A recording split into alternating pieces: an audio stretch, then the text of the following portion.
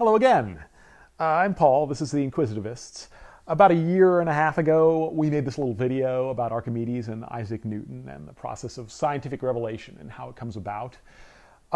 It was really fun. We learned a lot, and our friends genuinely seemed to like it.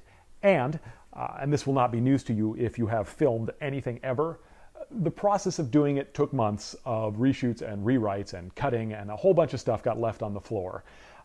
So we're working on another one. It's coming. It might be a while before it sees the light of day. But in the meantime, I thought I'd do that thing where you take lemons and you kill two birds with them, or whatever it's called when you take two things that seem like they're extraneous and then put them together to solve one problem. So the result is this, the Inquisitivists short form, where I talk about things that might have gotten left out of previous episodes. So that's the introduction. Here we go. So in the first episode, I talked about moments of discovery and the way they feel and how you can have them by discovering things that other people have realized yourself. So this is a story that got cut from the episode about one of my own discoveries. It came from contemplating the most famous words to come out of the mouth of the 17th century rationalist philosopher René Descartes. Cogito ergo sum. I think, therefore I am. When I was 17, I was really fucking clever. Let me just tell you. At 17, I knew that Descartes was totally wrong. He should have said, I think, therefore I think I am, because Descartes lived in a time before electronic technology, and he obviously didn't realize that we could all be brains in jars that were hooked up to computers, being made to think that all of this was real, when it was really just an illusion. Obviously, just because I could think didn't prove I existed. I mean, I could be living in the Matrix. Dude, there is no spoon. Then I went to college and was introduced kind of forcefully to the fact that I was actually an idiot. Lots of stories there, but suffice it to say that one of the best things college did was orient me to that fact so that I could, start learning stuff. It was well after college that I came back to Descartes, and I don't remember exactly how or when.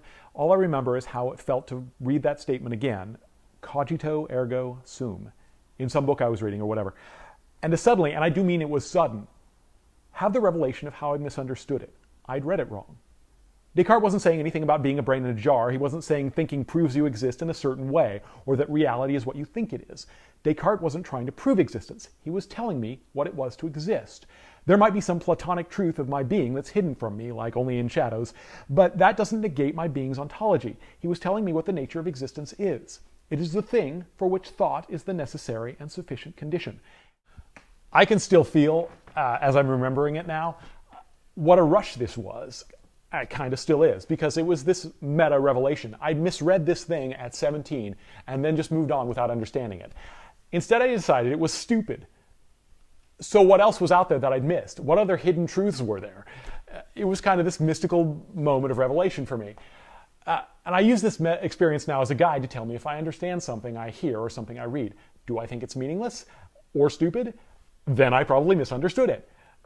If, on the other hand, it acts as this kind of font for new ideas, then I probably got it. One other fun fact.